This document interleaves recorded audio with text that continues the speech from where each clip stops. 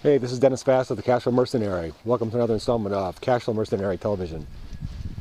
Because of all the grief I've gotten from doing these updates in the car, I decided to take a break from doing them in the car and doing outside for a change. I'm out here, if you can see behind me, doing my leaves. I think I've got one more last collection to do and then I should be done for the season. But I had a thought this morning. I was checking my emails and I had an email from one of the gurus. You probably get the same ones from this guy, talking about how one of his students did a no money down apartment deal. Again, I see these things all the freaking time. No money down, bragging about how now this 20-year-old kid bought a $2 million apartment building with no money down. Now he's got a $500,000 a year income, blah, blah, blah. I don't remember the numbers, but you get the idea. You've been there before.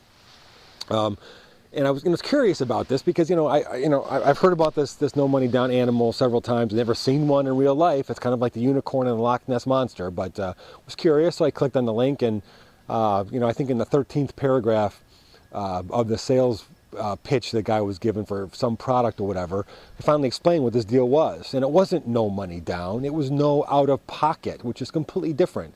What this kid had done is gotten together a bunch of private investors and put together some credit lines and used that for the down payment on a land contract note for an apartment building. So basically, he was no out of pocket. He was still 100% financed, which, if you know anything about this market, is really dangerous because we're not sure we've hit the bottom yet.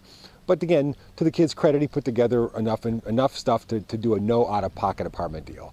Very much different than a no money down apartment deal, folks. And that's kind of my point today is that I've never seen a no money down deal. I don't think they exist in real life unless you can talk to a seller that really is motivated to sell yourself and get him and talk them into giving you the note on an apartment building that they want to get rid of for some reason in a hurry.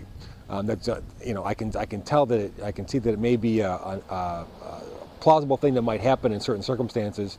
So I think it might be a strategy, but I don't think it's a business model. And unfortunately, I see too many people these days looking at that as a business model rather than a strategy. And they're chasing these elusive no money down deals, and they really don't exist.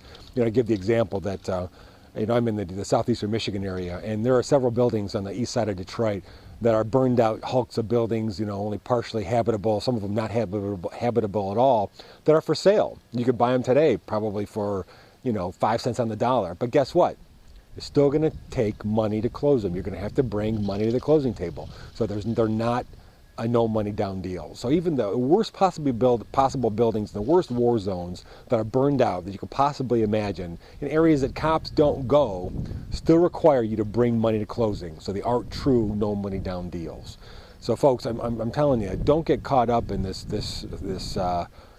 hysteria of the no money down apartment deal because they don't really exist. And think about it. If they did exist, wouldn't the first guy that founded no money down deal take it? Why wouldn't you? I would take every one I could if it was no money down deal, if I didn't have to take any money out of my pocket. So the fact that there may be some out there being wholesaled or whatever, I would think is a highly unlikely scenario. So don't get caught up in it because it's more of a hope than a strategy, let's put it that way. Anyway, this is Dennis Fassett, the Cashflow Mercenary. Thank you again for tuning in, and we'll talk again real soon.